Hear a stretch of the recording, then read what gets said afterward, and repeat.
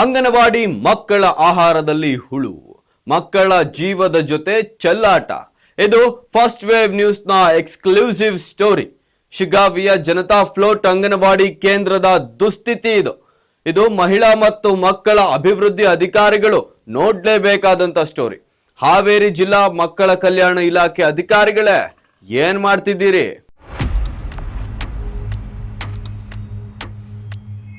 ಮಕ್ಕಳು ಅಪೌಷ್ಟಿಕತೆಯಿಂದ ಬಳಲಬಾರದು ಅಂತ ರಾಜ್ಯ ಸರ್ಕಾರ ಅಂಗನವಾಡಿ ಮಕ್ಕಳಿಗೆ ಪೌಷ್ಟಿಕ ಆಹಾರವನ್ನ ನೀಡ್ತಾ ಇದೆ.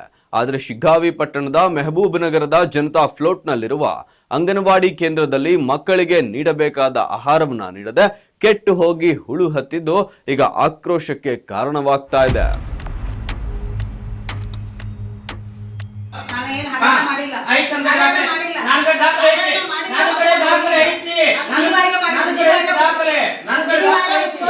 ನಿಮ್ ಸಿಡಿಎಫ್ ಅವರು ನಿಮ್ಮ ಸೂಪರ್ವೈಸರ್ ಬಂದು ಮಾತಾಡಿ ರೆಕಾರ್ಡ್ ಸಮೇತ ಬರೋದವ್ರು ಸೈನ್ ಮಾಡಿ ಲೆಟರ್ ಸಮೇತ ನಮ್ಮ ಕಡೆ ನಾವು ಉದ್ಭವ ಮಾಡಿರೋದಿಲ್ಲ. ಯಾಕಂದ್ರೆ ನಿಮ್ಮ ರೊಟ್ಟಿ ಕಿಚ್ಚ ನಮಗೆ. ಸರ್ಕಾರ ಪ್ರತಿ ತಿಂಗಳು ಮಕ್ಕಳಿಗೆ ಪೌಷ್ಟಿಕ ಆಹಾರವನ್ನ ನೀಡ್ತಾ ಇದೆ. ಆದ್ರೆ ಇಲ್ಲಿಯ ಅಂಗನವಾಡಿ ಶಿಕ್ಷಕಿ ಹಾಗೂ ಸಹಾಯಕಿಯರು ಮಾತ್ರ ಕಳೆದ 3-4 ತಿಂಗಳಿಂದ ಮಕ್ಕಳಿಗೆ ಒದಗಿಸಬೇಕಾದ ಆಹಾರವನ್ನ ಒದಗಿಸದೆ ಹಾಗೆ ಇಟ್ಬಿಟ್ಟಿದ್ದಾರೆ.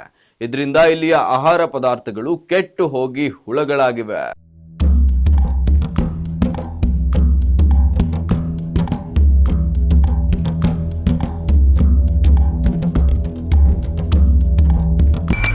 ಅಷ್ಟೇ ಅಲ್ಲದೆ ಇಲ್ಲಿಯ ಮಕ್ಕಳಿಗೆ ಕುಡಿಯುವ ನೀರಿನಲ್ಲಿ ಹುಳಗಳು ಪತ್ತೆಯಾಗಿದ್ದು ಇದನ್ನೇ ಇಲ್ಲಿಯ ಮಕ್ಕಳು ಕುಡಿಯುವ ಪರಿಸ್ಥಿತಿ ಇದೆ. ಹಾಗೆ ಇದೇನು ಮೊದಲನೇದಲ್ಲ, ಈ ಹಿಂದೇನು ಕೂಡ ಸಹ ಇದೇ ರೀತಿ ಕಳಪೆ ಆಹಾರವನ್ನ ನೀಡುತ್ತಿದ್ರು ಎಂದು ಇಲ್ಲಿಯ ನಿವಾಸಿಗಳು ತಿಳಿಸಿದ್ದು ಅಂಗನವಾಡಿ ಕೇಂದ್ರಕ್ಕೆ ಬೀಗ ಹಾಕುವ ಎಚ್ಚರಿಕೆಯನ್ನ ನೀಡಿದ್ದಾರೆ.